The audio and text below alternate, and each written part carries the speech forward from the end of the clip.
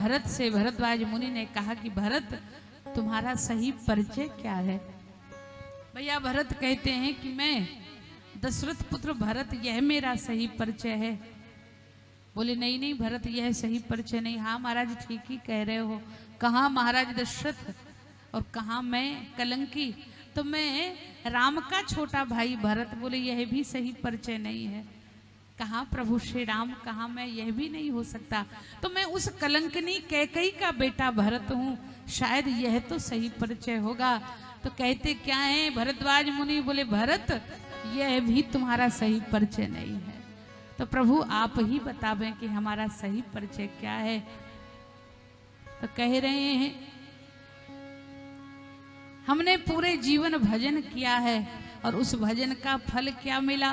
सब साधन कर सुफल सुहावा, सब साधन कर सुहावा,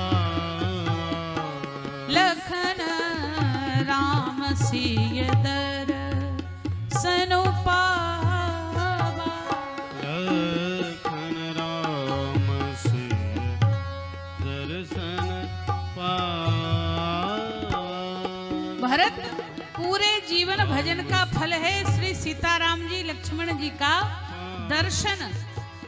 तो भजन का फल सीताराम जी का दर्शन, पर सीताराम जी के दर्शन का भी तो कोई फल होना चाहिए। भगवान मिल गए तो क्या सूने सूने चले जाएं? तो उसका फल क्या है?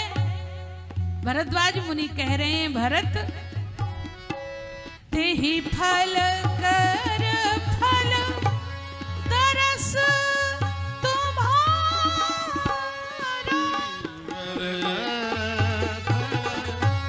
दरस तुम्हारा, सहित पयाग सुभाग हमारा, सहित पयाग सुभाग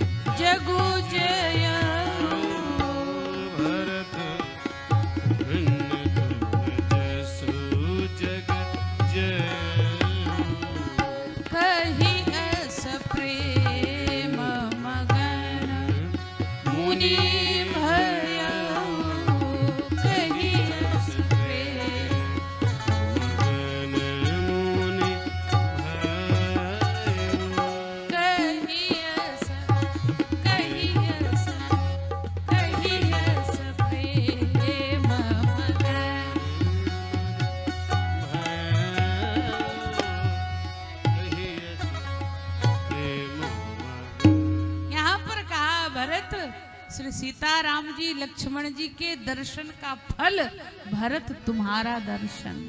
कितने पवित्र होंगे भरत जी। आहा हा। अब महाराज आप ऐसा ना कहें, आंखों में आंसू भराए भरद्वाज मुनि के। भरत मुझे तो ऐसा लगता है कि मेरे सामने भरत नहीं बैठे हैं, फिर साक्षात राम जी के प्रेम की मूर्ति ही भरत का स्वरूप धारण करके बैठी है।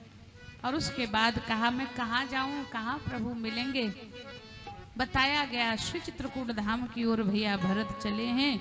और जब पहुंचे हैं श्री चित्रकूट धाम में, आहा हा, तो जो इंद्र चाहते थे कि राम जी से भरत जी न मिलें, नहीं तो भगवान लौट ना आवे, वही इंद्र पुष्प वर्षा करके मार्ग प्रशस्त कर रहे हैं। भैया भरत पहुंचे हैं श्री चित्रकूट धाम में। अभी तक भैया लक्ष्मण भी भरत जी के प्रेम को नहीं समझे, उन्होंने भी बहुत कुछ कहा। लेकिन अंत में जब भैया भरत पहुंचे हैं, प्रभु श्री राम कुटिया में विराजित हैं, भरत जी की ओर से पीठ है। और भरत जी ने दूर से ही देखा प्रभु को माता जानकी जी के साथ बैठे हुए, और वहीं से प्रणाम किया। पाहि नाथ कही पाहि गुसाई, भूतल परे लकुट की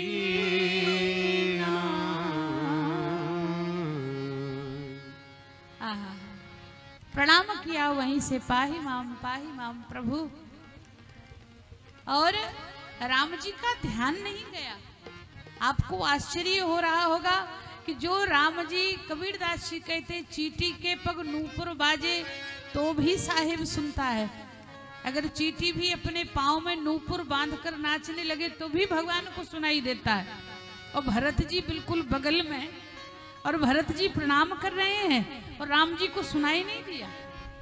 क्यों? बोले उसका कारण यही है कि राम जी वहां हो तब तो सुने। फिर बोले वो तो अपने भीतर ही भरत जी का दर्शन कर रहे हैं, उसी प्रेम में मगन है, तो बाहर की आवाज तो सुनाई ही नहीं दे रही है। और जैसे ही नहीं सुनाई दिया, अब तो देखा भैया लक्ष्मण ने, तुलसीदास जी महाराज कहते हैं कि धरती पर भरत जी पड़े हैं प्रणाम करके, और लक्ष्मण जी गए प्रभु के पास जाकर के प्रणाम किया है। तो लक्ष्मण जी से प्रभु श्री राम बोले, लक्ष्मण तुम इस समय आकर प्रणाम क्यों कर रहे हो? अभी तो प्रणाम किया था। लक्ष्मण जी कहते प्रभु हम प्रणाम नहीं कर रहे हैं। फिर बोले प्रणाम करके सूचना दे रहे हैं कि कोई प्रणाम कर रहा है। कौन प्रणाम कर रहा है? कहत सप्रेम नाई महिमा था। तो है कौन? बोले भरत प्रणाम करत रघु नाथा। और जैसे ही भरत जी का नाम सुना, फिर कहाँ रुकने वाले राम जी। तुलसीदास जी कहते हैं, उठे राम सुनी प्रेम अधीरा, कहूँ पट कहूँ निसंग धनु तीरा, कहूँ पट उठे राम सुनी प्रेम अधीरा, कहूँ पट कहूँ निसंग धनु तीरा,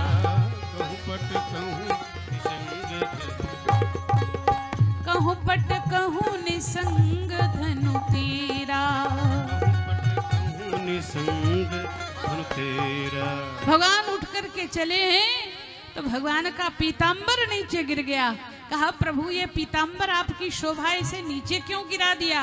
राम जी कहते मैं अपने भरत को हृदय से लगाने जा रहा हूँ, तो यह पीतांबर भी बीच में ना आ जाए। उठे राम सुनी प्रेम अधीरा, कहूँ पट कहूँ निसंग धन तेरा, कहूँ पट कहूँ निसंग धन तेरा। भगवान चले तो भगवान के धनुष बाण भी नीचे गिर गए। और जब धनुष बाण नीचे गिरे तो किसी ने भगवान से कहा कि प्रभु आप वीर हैं, और यह वीरता की शोभा है कि धनुष बाण आपके आयुध हैं, आपके श्री अंग पर ही शोभायमान होते हैं। तो भैया भरत से मिलने जा रहे हैं। भगवान कहते हैं कि देखो दुनिया वाले देख लें कि राम ऐसा वीर है जिसके आगे बड़े बड़ों ने अपने हथियार डाल दिए हैं, पर भरत ऐसे प्रेमी हैं जिनके आगे आज राम ने भी अपने हथियार डाल दिए हैं। उठे राम सुनी प्रेम अधीरा, कहूँ पट कहूँ निसंग धन तेरा, कहूँ पट कहूँ निसंग धन तेरा, कहूँ पट कहूँ निसंग धन तेरा, कहूँ पट कहूँ निसंग धनु तेरा, कहूँ पट कहूँ निखंग धनु तेरा, कहूँ पट कहूँ निखंग धनु तेरा। यहाँ पर भगवान पहुंचे हैं भरत जी के पास। भरत जी को उठाना चाहते हैं, हाथ जोड़कर भैया भरत बैठे हुए हैं। प्रभु श्री राम ने कहा कि भरत उठो भैया, मैं तुम्हें हृदय से लगाना चाहता हूं। भैया भरत ने कहा कि प्रभु लकड़ी अपने आप धरती पर गिर तो सकती है, पर अपने आप उठ नहीं सकती, कोई उठाने वाला चाहिए। तो बरबस लिए उठाई उर लाई कृपा निधान, भरत राम की मिलन लख बिसरे सबहि अपान। किसी को कुछ स्मरण ही नहीं है। ऐसे भैया भरत को हृदय से लगाया राम जी ने।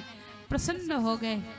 और उसके बाद धीरे धीरे सब अयोध्या की प्रजा पहुंची है, तीनों माताएं पहुंची हैं, सबसे मिलना हुआ, गुरुदेव का दर्शन हुआ, माताओं का ऐसा स्वरूप देखा, विचलित हो गए राम जी।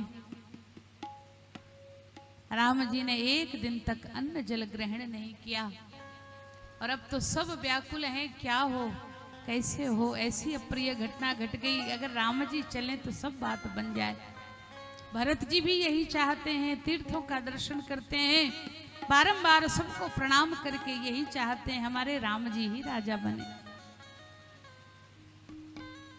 और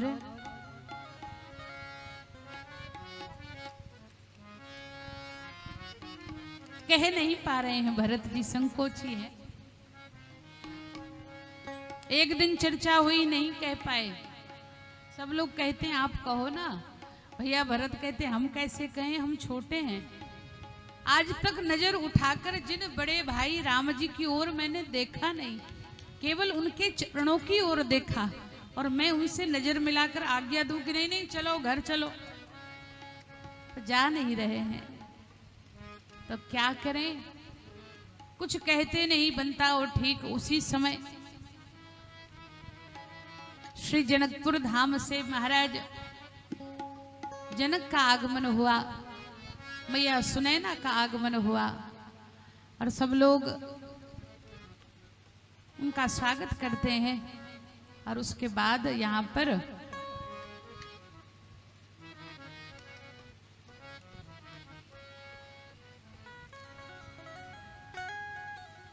एकत्रित हुए हैं सभा में,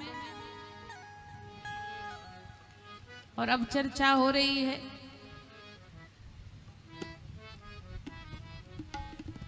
तो मैया कौशल्या ने इतना ही कहा